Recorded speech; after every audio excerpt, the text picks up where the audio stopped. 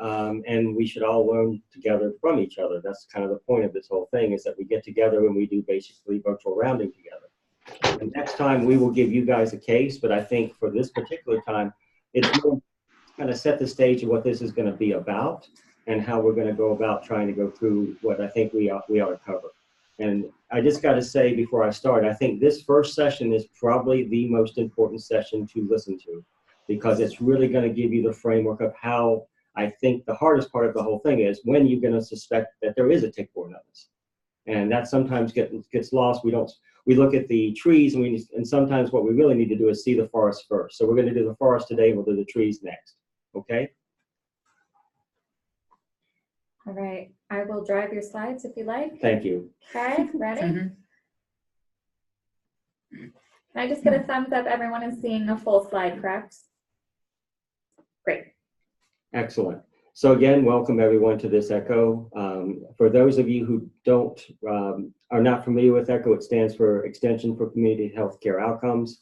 I think you all got the flyer about this being a telementoring program where you guys are basically going to become hopefully comfortable doing tick-borne illnesses, and in your own clinics, if someone has a question, they could probably come to you at the end of doing these sessions. That's kind of the goal, is that you guys become experts, and I think that really can happen.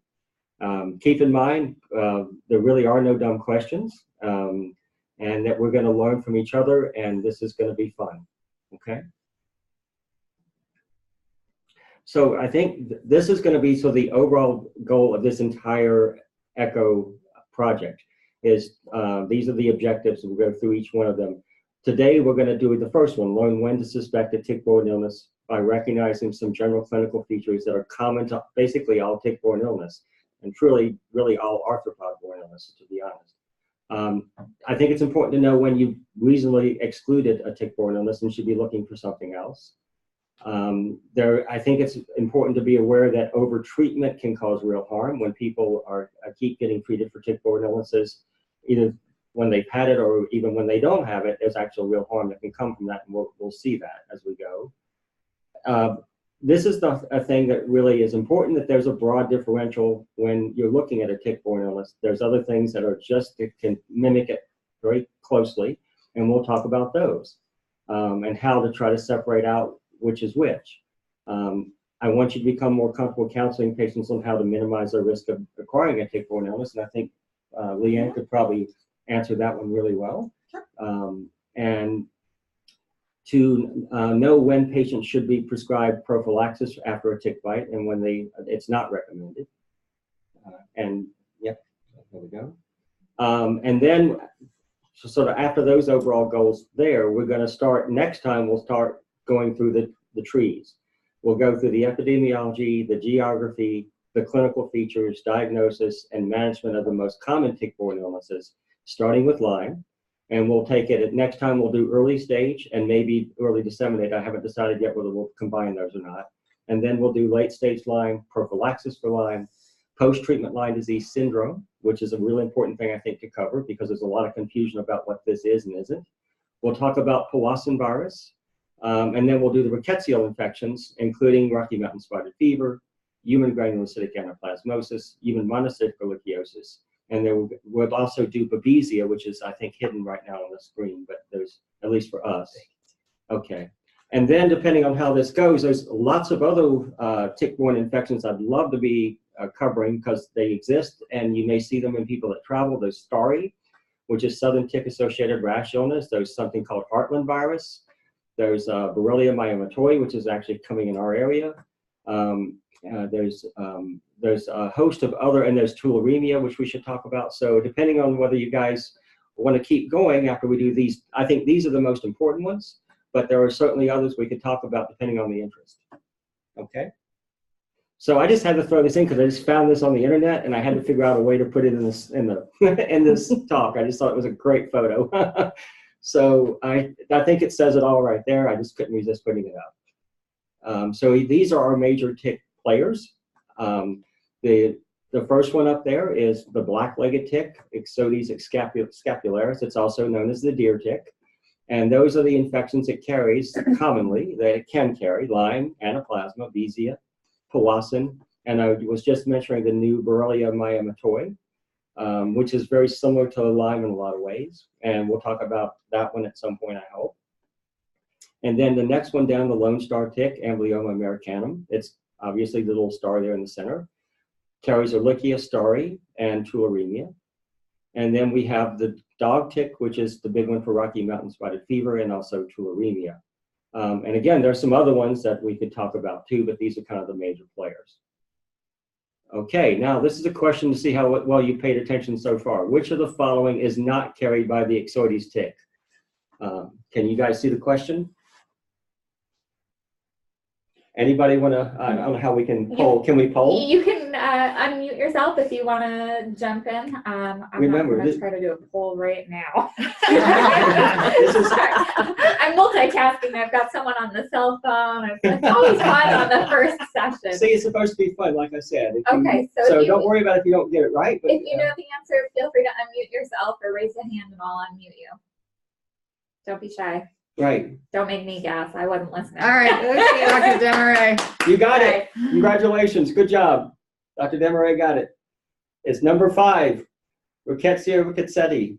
That's the one for Rocky Mountain spotted fever, and that's not carried by the Ixodes tick. Good job. Beautiful. Thank you.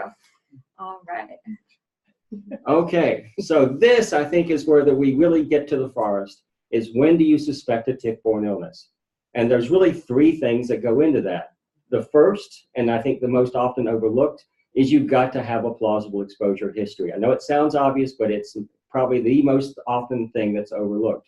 You got to be outdoors, it's got to be the right season, and it's got to be the right geography. Then if you get to that part, you go to the next part, which is there really a compatible clinical syndrome that would suggest a tick-borne illness after you realize that you've got a real possibility of exposure. And that's what everybody calls a flu-like illness, with fever, chills, malaise, anorexia, headache, myalgia, nausea, and vomiting.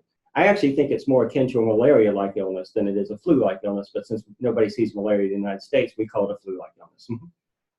And by the way, malaria is an arthropod-borne illness. All these arthropod-borne illnesses look alike, even things like dengue that you've heard about. Well, they all are carried by arthropods, and I think it's fascinating that all these different arthropods with all these different types of organisms all present very, very similar for some reason. I just think it's fascinating. I have no idea why. So often, but not invariably, you will also get these non-specific but very suggestive basic laboratory tests. People will often present with a low white count, elevated liver function test, or a low platelet count, or some combination. Now, they may not. Early on, these things, it may take a day or 2 for those things to show up. So you can't, just because you don't have number 3 doesn't mean it's necessarily not a tick-borne illness. But more often than not, when you do have a tick-borne illness, you're going to see these laboratory abnormalities, or at least some combination of them. And remember, I put this at the last. If you've noticed so far, I haven't mentioned a tick bite as exposure history, because most of the time people are not going to come in saying, I had a tick bite. It's great when they do, but I'm trying to get you guys to think about when you don't get that history, how do you suspect this tick-borne illness? Because that's the easy one when they come in with a tick on them, but that's not going to be a typical case. Okay. So let's do each of these a little bit in detail. So exposure history, it's a necessary but insufficient condition to diagnose a tick-borne illness. You basically have 3 basic components. You have the outdoor activity, the right season, and the right geography. So outdoor activity, these are the people that are likely to get it. You guys know this: hikers, bikers, gardeners, runners, hunters. All these people are going to come in contact with ticks, or can. And I, believe it or not, I've had people sent to me that live in skilled nursing facilities that have not been out in 30 years to look for tick-borne illnesses. And let me tell you, they're not going to have it. There may be the exception of the rare patient with late-stage Lyme disease, but we're not talking about those people. We're talking about people with a compatible clinical syndrome. So unless you've got an exposure history, then you really shouldn't be thinking about tick-borne illnesses. All right. So then you got to have the right season. So up here, if you get a flu-like illness this time of year, from anywhere from April to November, then you really do have a realistic chance of getting a tick-borne illness. If, on the other hand, we're in February and there's 5 feet of snow outside, the chances are you're going to have influenza as your influenza-like illness, or some other virus or some other infection, and it's exceedingly unlikely that you're going to have a tick-borne illness in the middle of February up here. with the only caveat being that people do travel into warmer climates in the winter, so you do want to make sure you get a good travel history. So I know this is a very, very busy slide, but I just kind of like it because it throws all these different organisms on one map, and we'll take them out each one so that you can see them better. But I just think it shows you how much is out there. If you can look at the leg in there, the purple is Lyme, the red is Rocky Mountain spotted fever, the green is anaplasmosis, and I think that it's really hard to see on this slide, but anaplasmosis is on the rise here in our area. It's been on the rise the last 2 or 3 years. Ehrlichiosis is mainly in the, Sorry, background noise. Truck with air brakes. Ehrlichiosis is also in the Great Lake regions a lot. Then we have Babesia, which is I think is one that we've seen a case here. It was someone who had traveled, but I understand from Leanne, it is now in our area. Their ticks actually have Babesia here, so I'm going to be on the lookout myself for Babesia this year, where I haven't been as much in the past. And we're going to talk about how to diagnose each one of these individually. But I think this is the most important thing, is like we're doing today, is figuring out when you should suspect any of these. And then tularemia is one we can talk about. It's not at the top of my list because it's fairly rare, but we can get to that one at some point if people still have interest. Okay, so here's them broken down a little bit where you can see things a little better each one. And again, I can't really see, the Babesia is the one in the yellow, and again, I think it's creeping up to our area. We all know we have a lot of Lyme in this area, and we are definitely seeing a lot of anaplasma in this area. So that's kind of where we are. And then I think it's just important to talk about big ones like Rocky Mountain spotted fever, which, by the way, there was a case here 3 years ago that did not travel. Rocky Mountain spotted fever is not impossible to get here. It's rare, but it can happen. Okay, so this is so we've done the exposure history. Now we're going to do the compatible clinical syndrome. And so the common things that think about, people will come in and they're going to just feel sick. They'll have fever. They often have headaches, even without meningitis, chills, malaise. They have muscle aches, joint pains. They don't want to eat. Some people are nauseated. You can or cannot have a rash depending on the particular organism we're talking about. And again, we're talking about people that are coming in with the acute stuff, not the late stage Lyme, and that'll be a separate talk. Okay? So here's a slide by Makuta that I liked a lot. It's basically talking about it talks about the geography too, but it also, if you look down that table on the right there, selected clinical findings, I just wanted to point out, look at Rocky Mountain spotted fever. Look at what it says: fever, headache, nausea, vomiting, rash. I'm sorry. And so hyponatremia, thrombocytopenia. Sound familiar at this point? That's looking very similar. And now let's look at, say, let's look at Lyme for a second. It says the same kind of thing. You can get the rash, flu-like symptoms, malaise, headache, fever, myalgia, arthralgias. And you can get elevated LFTs with Lyme. It doesn't happen as commonly as some other ones. And then we can speak to ourselves with anaplasma. Again, it says similar to Ehrlichia, which again means fever, headache, myalgias, nausea. So this is non-specific symptoms that you're seeing if you've got an exposure history. People come in with this, at least think about a tick-borne illness. I don't want it to become the only thing you think about, but it should be one of the things you really do think about this time of year. Okay? And so this is some of the other ones. I wanted to include this slide again by Makuta because it talks about some of the less common things that we can be talking about if you guys have interest. I'd love for us to cover these too, because we're going to cover Powassan. That's on that list because Powassan is here in our area. So we're definitely going to do that one. But again, if you look at the similar clinical syndromes, it's all the same kind of stuff, with or without a rash, fever, headache, nausea, myalgias. I just cannot stress that enough. That's what they come in with. Okay, so the next thing we want to talk about is number 3 on that list, which was a compatible, suggestive but non-specific laboratory abnormalities. And here again, it really is all context. It's this time of year, it's the rest of this stuff. And here are those laboratory abnormalities. You get a low white count. You can, again, you may not have all of these. You only may have 1 or 2, but you will often see a low white count. You'll see a low platelet count. You can see elevated liver test. You can see a low sodium, and some patients will have anemia even without Babesia, but Babesia stain it causes anemia. And I will point out that a lot of things can look like that. If you look at that list and you think about it a minute, Legionnaire's disease can look like that. There's something called Pontiac fever that can look like that, which is Legionella. So that's why you can't just have tunnel vision to a tick-borne illness, and that's why we're going to look at some of the other things that can mimic it.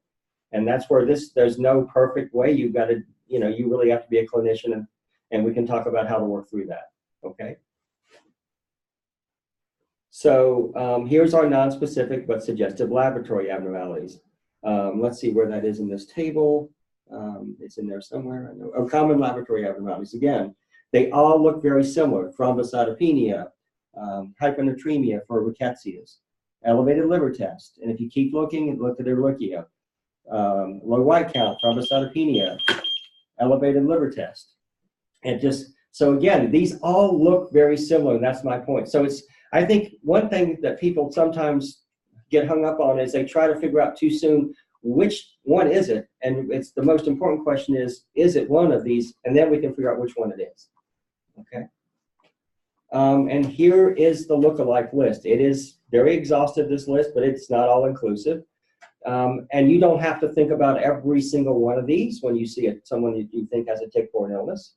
But oftentimes, I'll tell you myself, I've been burned once last year when I thought sure somebody had a tick-borne illness. They had the travel history, they looked, and they had all those laboratory abnormalities. And what saved me was I got blood cultures and they had endocarditis. But I went down the path of tick and I had to back up. So it's never wrong, I would say, to consider some other things, and it's never wrong to get some blood cultures before you do anything else. If somebody's coming with a fever and a headache and that stuff. And some people may need a spinal tap. You may have to send them to an ER to get that done. If you really are suspecting meningitis, it's not wrong to do that. You can keep in mind that you've got a tick-borne, it may be a tick-borne illness, but not everybody are you going to be able to stay in your office, and you may have to send somebody to the ER. The point of this is to know what to think about and what to maybe sometimes exclude, okay? So to summarize the whole thing, you got to have a plausible exposure history, outdoor activity, right season, right geography, or right travel history. So if you have that criteria, you should never exclude a tick-borne infection solely because a patient can't recall being bitten by a tick. That is going to definitely get you in trouble if you go down the path of if they didn't hear about it, if they didn't know about they had a tick, it must not be a tick illness. Those are the minority of people that report a tick, that actually have a tick-borne illness. And conversely, if a person ever rarely goes outdoors, if they're a shut-in, then you better really think about something else. The likelihood they're going to have a tick-borne illness is pretty darn low. Okay, it's all context. It really is. So again, you got a plausible history, you got an exposure history, a compatible clinical syndrome, the things we just talked about, and finally, the non-specific laboratory abnormalities.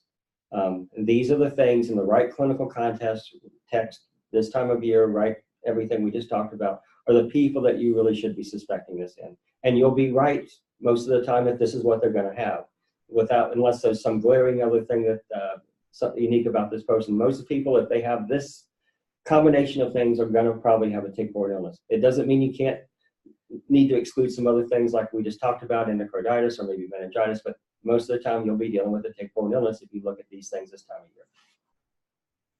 And again, I just do this again a second time to remind you of these other things that can mimic. In fact, some of the things on this list are tick-borne illnesses. If you look, this is actually made for rickettsial infections. And so they have other tick-borne illnesses on this slide, like Lyme is on this slide. Again, there's some other arthropod-borne illnesses like Dungies on this slide. Zika can sometimes look like this. That's the whole point, is mono can look like this. These things, unfortunately, there's nothing unique about the presentation of a tick-borne illness that says, oh, that's what it is. So you've got to just look at all of it in context and put it together. Okay, so I know that was fairly short today. I also want Leanne to be able to talk a little bit about what her expertise is. And I wanted you guys to have a chance to give comments or questions or whatever today. So with that, I will open it up to anybody that wants to ask anything. All right, and feel free to unmute yourself if you're having trouble unmuting yourself. It's *6 if you're on the phone, or give us a wave and I'll unmute you from our ends. We want to hear from somebody. Anybody comments? Was that good information? Is there, Robin? I think it was great information, and I'm definitely interested to hear more. I'm on a tick roll this week. I had 2 patients with tick bites today. I'm family practice, by the way, up in Alexandria Bay, New York. So we're definitely getting into tick season. And I just went to a presentation by University of Massachusetts, a zoologist who's studying ticks, and he has Tick Report is a website that he has. And it's a CDC grant funded program right now. So a little plug for his, but I thought it was really interesting. They're testing a panel on 9 different diseases right now. And depending on what you want to test for in that tick, it's $50 to start off with. But really interesting information coming from his lab and from his office, and lots of stuff, lots of information coming up on ticks lately. Robin, will you email that link to me? Yeah, absolutely. Okay, thanks. And so the other thing I should just point out is that I didn't mention any of the specific laboratory tests because I didn't want to do that today. We will get into the actual specific testing when we get to each one of the different organisms. But I think it really is helpful to step back and look at the whole, like I said, the forest. But next time we will start in one of the trees, which will be lime, and we will get into all of how that all works. But I just wanted to give you guys a good overview and that I hope was helpful. And so if there's anybody who wants to add anything or any other questions, that'd be great. But we will take each one in turn and go through all the specific testing too. All right, it doesn't look like we have any other comments. So do we want to give Leanne some time to Yeah, a little bit. introduce Sure. herself and talk a little more about her role and Sure. what kind of Yeah. resource she can be? And Dr. Collins and I were speaking earlier, I might do a bit more of a presentation Exactly. with some visuals in the Yes. coming weeks. I put her on the spot. I didn't tell her she was going to do this today. Just so you guys But know. I'm happy to do that. And in fact, your comment, I think it's Robin, that someone that's CDC funded is doing tick testing for patients is really important, because that's the first that I'd heard that someone who actually is connected with the CDC is doing that. There are a lot of laboratories that aren't certified out there doing testing of ticks, and I would be Yes. very, very wary of those. So getting that word out, anything with the CDC stamp of approval on it would be legitimate, but we know that there are some very bad labs out there doing testing. It's not medical grade testing at all. Yes, yes. Right. And- And to add to his program, he starts out by saying it is not for diagnostic purposes, it's not for treatment purposes of the patients, Yeah. but it's Right. the scientific background to the ticks. Right. So if he's doing right, and so even perhaps question him, we do testing of ticks too. We test for 5 different pathogens. I don't do the testing directly, but the New York State Department of Health does that. And we don't consider it for diagnostic purposes at all. We don't ever link it. We only test field collected ticks. Mm-hmm. Looking for the populations of ticks, where they are, their densities, and what pathogens they harbor. And we're kind of watching the patterns of those emerge in this area. So I'll tell you kind of a little bit about what I do. I started almost 6 years ago, when Lyme disease and other tick-borne diseases really weren't here in the Adirondacks yet. And I worked with Trudeau Institute in Saranac Lake, the Immunology Research Institute. And I was sort of responsible for the field part of the study. So all these tick-borne diseases are actually diseases of small mammals out in the forest. The ticks pretty much just transfer them between small mammals and sometimes to people and pets. So we did a very large study, and I did all the small mammal trapping, and we tested them for all these pathogens, and we thought we'd find very little, and it surprised us that we found that Lyme disease was already here. That was the only one that was really here 5 years ago. Even in places where no one had ever seen a tick, like at the higher elevation sites, we couldn't find a population of small mammals that didn't have at least about 10% of them infected with Lyme. And then we went on to study populations of ticks, and we've never found a population of ticks that didn't have a very high infection rate with Lyme. So what we have, and I can give more data later, but roughly half. Last year, the average was 64% of ticks found, black-legged ticks found in this area are positive for Lyme. In 2016, we found by chance that a couple other infections had become pretty prominent here.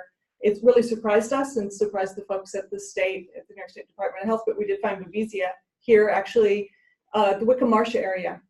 And it sort of jumped a long way from down at the southern tip of Lake Champlain up to this more northern end.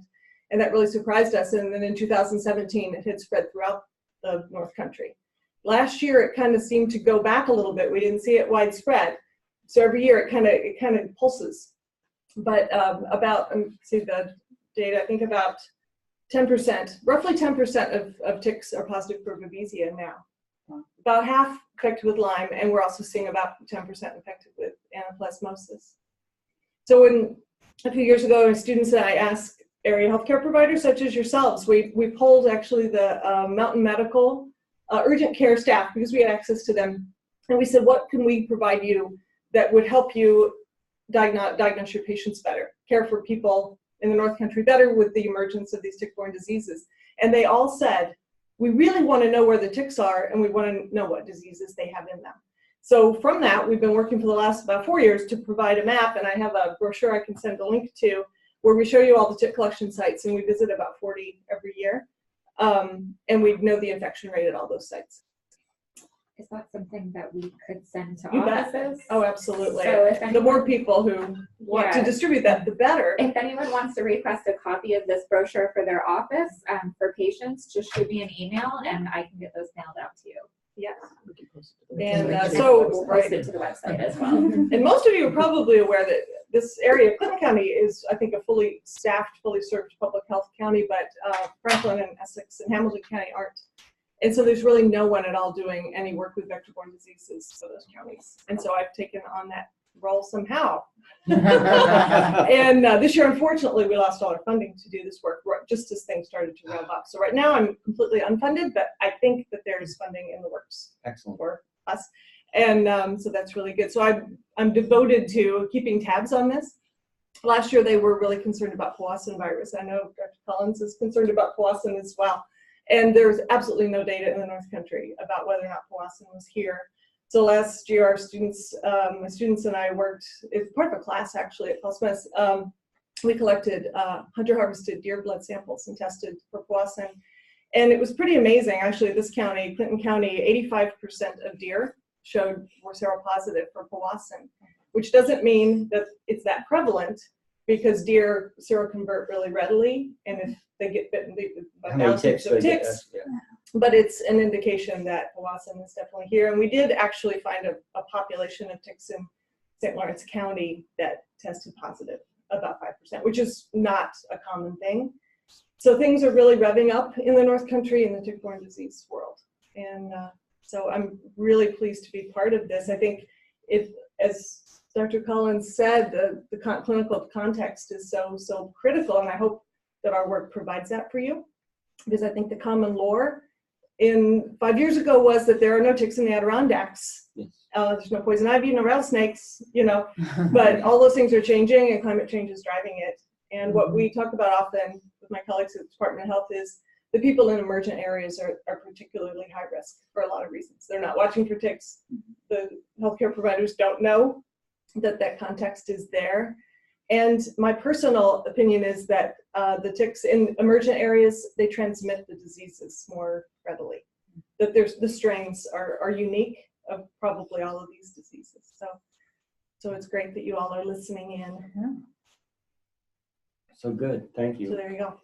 So- No, we're happy to have you. So I know it's early today, but I'd rather that we just cover what we really should cover today. And if we let you go early today, I promise we'll keep you to the minute Yeah. before. That's a rarity for us to finish up early. But again, one thing that I want to remind everybody of is that, especially Robin, you mentioned you have patients. People might be a little leery of being on, but anyone who wants to do a case presentation, send me an email. We will get you out sometime, probably by the end of next week, a case presentation form that can be filled out in advance and sent on to me. And we'd love to hear from all of you.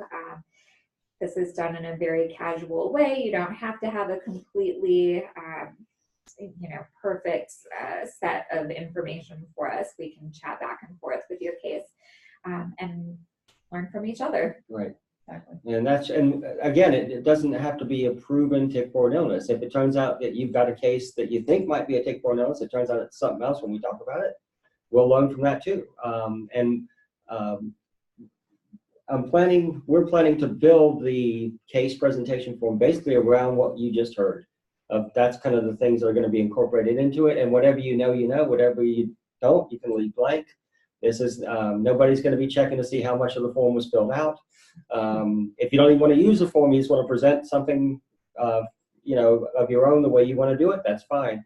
The case presentation form is only for something for your convenience. It is not a mandatory thing. What we would love is for you guys, if you think you've got a case of a tick-borne illness, to let us hear about it. Because that's how we're going to learn, and all of us are going to learn. Okay? And we'll make a form for you, but you don't have to use everything on it. It's just a guide. Okay? Definitely. So I will follow up, if not this afternoon, first thing tomorrow. I'll get you a link to our website, which is now hosted on CVPH's domain. So it's not the WordPress site that you're used to, but that will have a recording of this session, including this portion, just because I wanted the whole thing recorded today. So you'll be able to access that. We'll put up a link to the brochure, and just a reminder to please fill out the CME forms that I'll be sending so that you can get your CME credit. Any questions from anybody? No, everybody looks good and happy. Okay, good. All right. All right, so we'll let you go, and you'll hear from me via email about our next session. And I'm so glad you all joined us Yeah, today. thank you. Thank Thanks. you. Thank you. Have a Have a good great day. afternoon.